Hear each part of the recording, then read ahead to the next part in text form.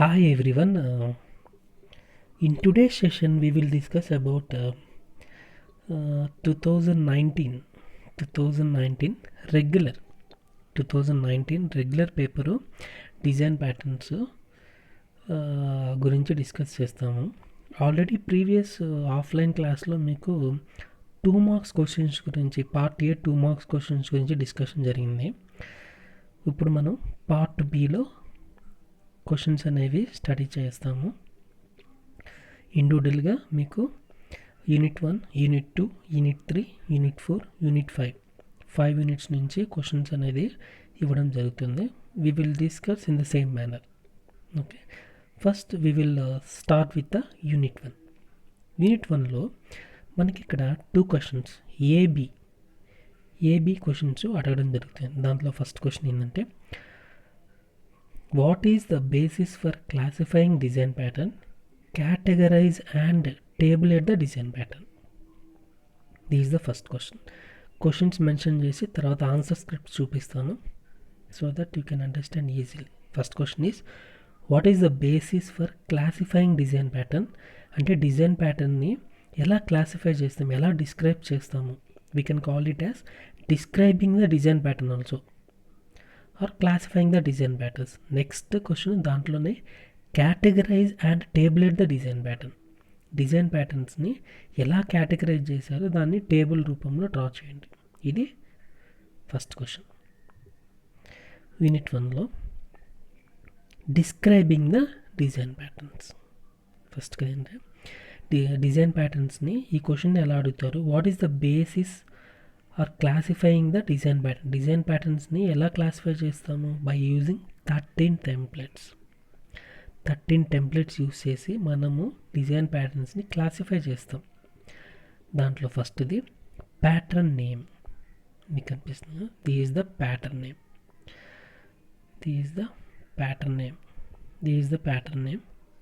Intent also known as.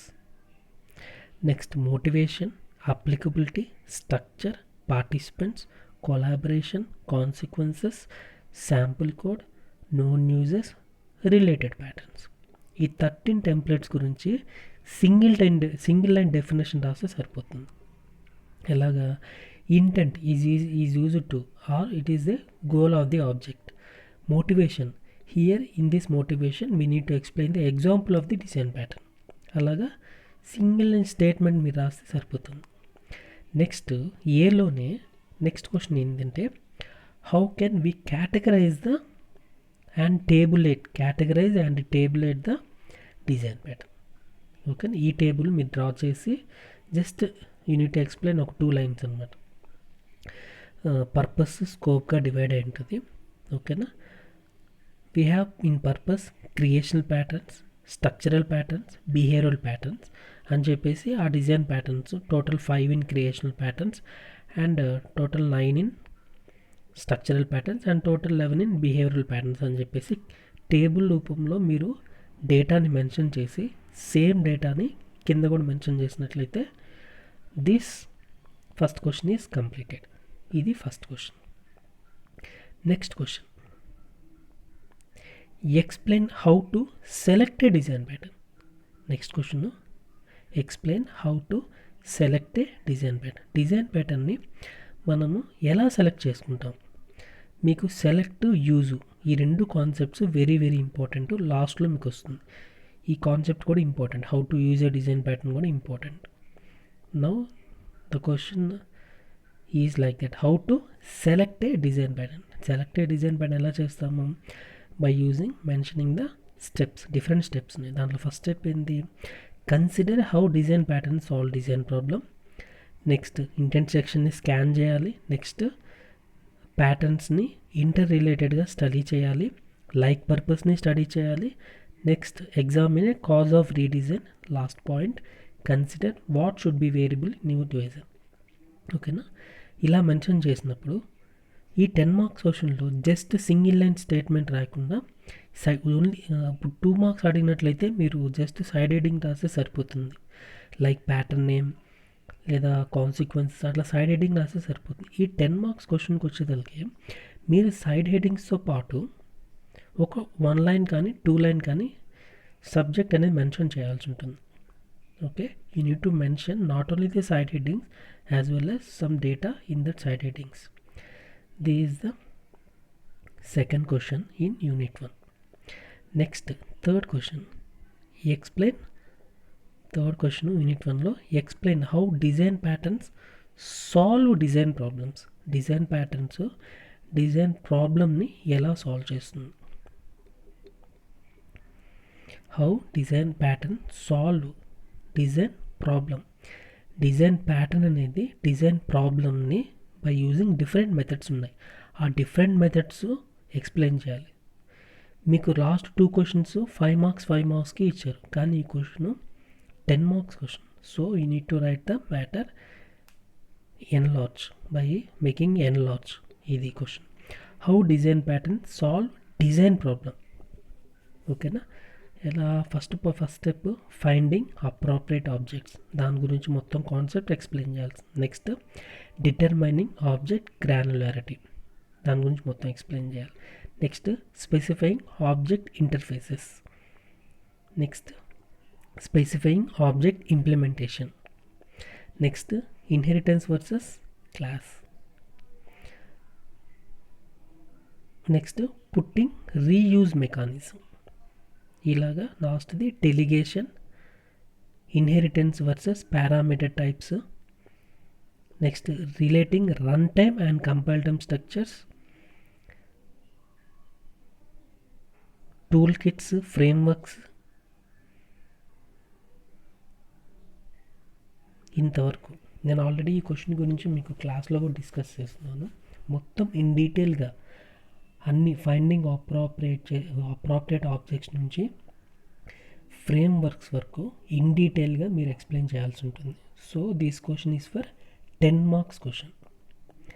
ఇది unit 1 discussion. Next we move to the unit 2. Unit 2లో first question, what are the futures of creation patterns. Creational patterns futures ఏంది explain. ఇది 5 marks question. క్రియేషనల్ ప్యాటర్న్స్లో ఇది answer. అంటే క్రియేషనల్ pattern ఏం చేస్తుంది, it abstracts and instantiation process and it evolve the dependent more on object composition. ఇలాగా మీరు creational patterns benefits ఏంది, benefits of creational patterns, next examples ఏంది. ఓకే, ఇలాగా క్రియేషనల్ ప్యాటర్న్స్ గురించి ఒక ఫ్యూ లైన్స్ అనేది మీరు మెన్షన్ చేయాల్సి ఉంటుంది. ఇది 5 marks. Next question, right sample code of prototype pattern.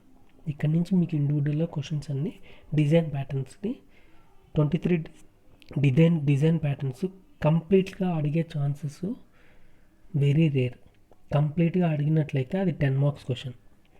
కంప్లీట్గా కాకుండా జస్ట్ 2-3 టెంప్లెట్స్ కానీ అడిగితే అది 5 మార్క్స్. ఇక్కడ నుంచి మీరు చెక్ చేసినట్లయితే right the sample code of the prototype pattern. Prototype pattern sample code mention చేయండి అని చెప్పి ఇక్కడ నుంచి మీరు స్టడీ చేసుకోవచ్చు. ఇంకా ప్రతిదీ మీ మెటీరియల్లో అవైలబుల్ ఉంటుంది. So that you can read easily. ఓకేనా, ఇది ప్రోటోటైప్ డిజైన్ ప్యాటర్న్. దీంట్లో శాంపుల్ కోడ్ అనేది మీకు ఇచ్చిన డేటాలో ఉంటుంది, అది చెక్ చేయండి.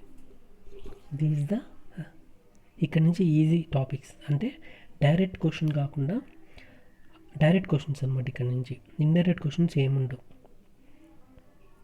Right sample code of prototype pattern. Prototype pattern sample code అనేది మెన్షన్ చేయాలి. నెక్స్ట్ క్వశ్చన్, ఇది 10 marks. This made builder template is very very important. 10 marks question ఇది. ఈ బిల్డర్ ప్యాటర్న్ అనేది వెరీ ఇంపార్టెంట్, అందరూ స్టడీ చేయండి. 10 మార్క్స్ క్వశ్చన్. బిల్డర్ ప్యాటర్న్స్ గురించి మొత్తం 13 టెంప్లెట్స్ ఎక్స్ప్లెయిన్ చేయాల్సి ఉంటుంది. నెక్స్ట్ థర్డ్ యూనిట్లో ఎక్స్ప్లెయిన్ ద కొలాబరేషన్స్ టెంప్లెట్ ఒకటి, consequences of flyweight pattern. Next composite ప్యాటర్న్లో అప్లికబిలిటీ మాత్రం మెన్షన్ చేస్తే సరిపోతుంది. Next question, discuss bridge pattern in detail. In detail అన్నప్పుడు 13 టెంప్లెట్స్ ఖచ్చితంగా ఎక్స్ప్లెయిన్ చేయాలి. కానీ 5 మార్క్స్కి అడిగారు కాబట్టి దానికి సంబంధించిన డేటా టైం వేస్ట్ చేయకుండా మెయిన్ పాయింట్స్ వరకు మెన్షన్ చేయండి. Next what is the intent and motivation of facade pattern. ఓకేనా, ఇది third unit. Next fourth unit. Fourth యూనిట్లో 10 marks question, iterator pattern. Explain in detail about iterator pattern అన్న. అప్పుడు టోటల్గా మీరు 13 టెంప్లెట్స్ గురించి ఎక్స్ప్లెయిన్ చేయాల్సి ఉంటుంది. Next question is 9th question. What is command pattern?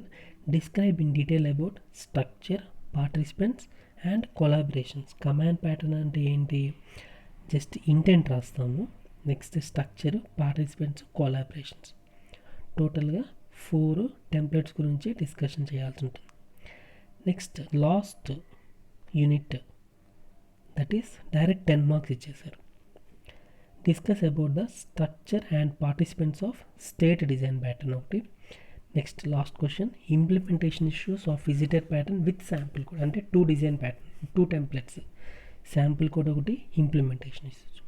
ఓకేనా, ఇక్కడి నుంచి మీరు ఏంటంటే ఇంపార్టెంట్ క్వశ్చన్స్ ఇన్ డీటెయిల్గా నేను ఇచ్చిన క్వశ్చన్స్ చదివినట్లయితే ఆటోమేటిక్గా ఈజీగా ఈ క్వశ్చన్స్ని మీరు ఆన్సర్ చేయొచ్చు. ఎందుకంటే మీరు ఆల్రెడీ ఫుల్గా 13 టెంప్లెట్స్ గురించి స్టడీ చేస్తుంటారు. So that if they ask 2-3 templates you can answer easily. This is the overall questions that was asked in 2019 regular or 15 syllabus pattern. Okay, in next session we will discuss with another paper.